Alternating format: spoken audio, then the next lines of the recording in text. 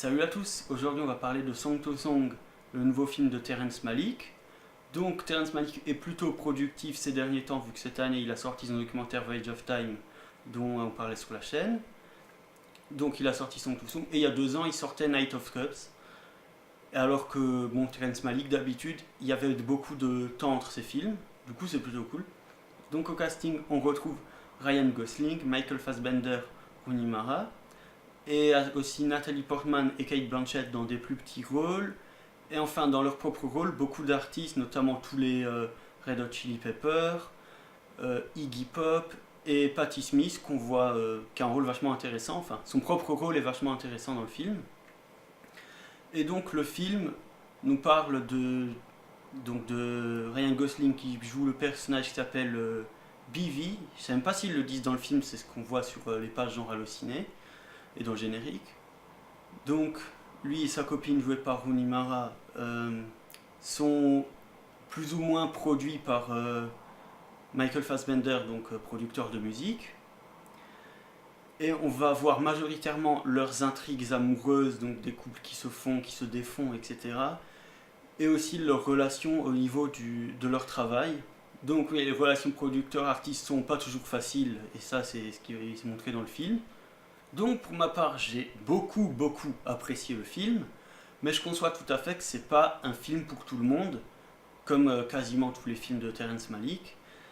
Et du coup, le truc, c'est que un film de Terrence Malick, on peut l'analyser de façon objective, sauf que on peut pas dire si le film est bon ou mauvais, on peut juste dire il y a tel point, et des points donc, qui sont intéressants au niveau de sa réalisation, et au niveau des messages qui nous passent, mais sauf que ça peut plaire ou ne pas plaire, et on est rarement genre ça nous plaît un peu, c'est soit on aime soit on déteste, et on peut pas dire concrètement le film est bon ou le film est mauvais, c'est juste que le film est ce qu'il est, et libre à chacun de l'apprécier ou non.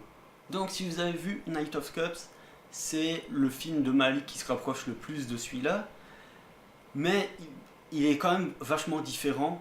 Déjà au niveau de sa construction, beaucoup plus linéaire, mais pas totalement linéaire. Donc en fait ça parle toujours d'artistes qui se perdent un petit peu, sauf que là c'est plutôt l'antithèse en fait de Knight of Cups. Dans Knight of Cups, il nous montre comment le personnage de Christian Bale commence vraiment mal et se reconstruit au fur et à mesure du film. Alors que là, ça va plutôt un petit peu dans l'autre sens. Ensuite, je vais essayer de pas spoiler, voilà, mais au début, ça se passe plutôt bien, et ensuite, ça empire. C'est aussi l'antithèse au niveau de la critique de l'art par le film. Donc, en fait, j'en parle tout de Knight of Cups. Le personnage écrit des scénarios de films hollywoodiens, et ça lui plaît de moins en moins. Et donc, c'est pour ça qu'il est dans une genre de dépression, et que grâce à ses intrigues amoureuses, le personnage se reconstruit. Et là, dans Song to Song, déjà on suit plusieurs personnages en même temps, mais surtout qu'ils font quand même un métier artistique qui leur plaît, donc écrire des chansons, les faire produire, etc. Mais là, en faisant quelque chose qui leur plaît, c'est plus qu'on leur met des bâtons dans les roues, alors que dans Knight of Cups, ils nous montraient que le personnage avait quasiment aucun problème à écrire et à être payé. Alors pour ce qui est des musiques, il n'y a aucun compositeur attitré au film, c'est vraiment que des musiques sélectionnées, et Malick fait vraiment ça avec un grand soin, quoi. Du niveau de Tarantino, voilà. Donc il y a beaucoup de musiques des gens qu'on voit dans le film, comme Patti Smith ou Iggy Pop. Mais il y a aussi du classique, parce que Terrence Malick aime bien mettre du classique dans tous ses films.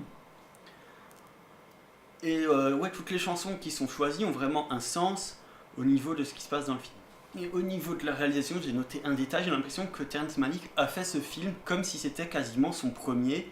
Il a essayé de mettre un maximum de trucs et vraiment de se lâcher, comme font souvent les réalisateurs dans le premier film, parce qu'ils sont jamais sûrs de pouvoir en faire un deuxième. Et même, on dirait qu'au niveau de ce qu'il raconte, Terrence Malick a pas 70 ans et quelques, mais plutôt 25. Genre, on a l'impression qu'il connaît totalement le milieu de la musique. Bon, je pense qu'il a dû faire beaucoup de travaux de recherche. Mais si je savais pas que c'était Terrence Malick qui avait fait le film, je me serais dit, c'est pas du tout un mec de plus de 70 ans qui l'a fait. Parce qu'en fait, le regard qu'il a sur ce monde-là, c'est un regard de jeune. Ensuite, au niveau de la réalisation pure, il y a toujours les gimmicks de Terrence Malick, c'est-à-dire utiliser des angles ultra larges, enfin par moment, utiliser des images plutôt salies et les images classiques, donc propres, et chacune exprime un point de vue différent en fait. Il fait aussi toujours ces plans qui se baladent vachement un petit peu partout, mais qui sont toujours très bien composés. Mais là, ils sont quand même plus lisibles que dans Night of Cups, parce que c'était un reproche qui avait fait que les gens n'ont pas trop aimé le film, c'était que les plans allaient vraiment un petit peu n'importe où, ils faisaient un petit peu mal à la tête, enfin pour certaines personnes, et le rythme et la narration étaient vraiment très décousus, et ouais, Terrence Malick avait fait un petit peu too much dans Night of Cups, et là il s'est rattrapé, mais notamment il fait un super travail sur l'ambiance vers la deuxième heure du film, et sinon il renouvelle une de ses thématiques qui est le rapport aux parents et plus particulièrement à la mère, mais là en passant par l'acceptation d'être un artiste alors que c'est pas forcément ce que les parents attendent de leurs enfants. Pour le jeu d'acteur, on va dire que les nouveaux venus de l'univers Terrence Malick, donc Fassbender et Gosling et Rooney Mara, ils se débrouillent vachement bien. Alors grosse parenthèse au niveau de Ryan Gosling, je comprends maintenant pourquoi en fait il a tenu à faire les 2 films musicaux qui sont sortis cette année, donc celui-là et La La Land. En fait, il se trouve qu'il y a une dizaine d'années, il avait fait un groupe, enfin monté un groupe, un duo, il avait même fait un album, et il s'imposait des règles assez strictes au niveau des enregistrements.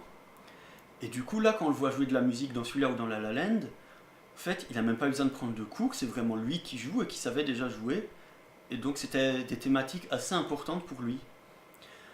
Aussi, ça se voit qu'il voulait sûrement jouer avec Terrence Malick, vu que dans son film Lost River, on ressentait des influences de la réalisation de Malick. Voilà. Donc ma parenthèse est fermée. Donc pour Gosling, bon, avec ce qu'il a fait chez Nicolas Winding Refn, il est déjà habitué à vraiment avoir un jeu qui n'est pas basé du tout sur la parole. Ensuite pour Fassbender, eh ben, il se débrouille vachement bien, vu que c'était pas trop son registre avant. En tout cas, on voit que les acteurs étaient vraiment motivés à participer à une œuvre un petit peu changeante. Ensuite, Cate Blanchett est toujours dans son élément. Et ensuite, Nathalie Portman est très bien, même si elle a un rôle plus anecdotique. Ensuite, au niveau de la photographie, c'est toujours Emmanuel Lubezki qui est maintenant le directeur de la photo attaché à Terrence Malick, mais aussi de Alfonso Cuarón et de Iñárritu. Du coup, ça veut dire que c'est toujours magnifique. Et ça ressemble toujours à ce qui avait été un petit peu fait dans Night of Cups. Ensuite, point intéressant du film, c'est beaucoup tourné en décor réel. Et surtout, c'est que Terrence Malick s'est incrusté à des festivals de musique à Austin et a pu filmer les festivaliers et tout. Et ouais, il nous fait ressentir la bonne ambiance des festivals de musique un peu underground. Alors pour conclure, je dirais que le film reste aussi peu facile d'accès que ce qu'il a fait depuis Tree of Life. Donc si vous étiez plus fan de ces réalisations dites académiques, donc La Ligne Rouge, Le Nouveau Monde, ce qu'il faisait avant, c'est pas trop pour vous. Par contre, si vous aimez ce cinéma ultra intellectuel qu'il fait depuis, donc je pense que ça vous plaira toujours. Et si vous connaissez pas trop Terrence Malick et que vous avez le temps, essayez d'aller le voir pour au moins découvrir sur grand écran, c'est toujours sympa avec une aussi belle photographie. En tout cas, merci d'avoir regardé la vidéo.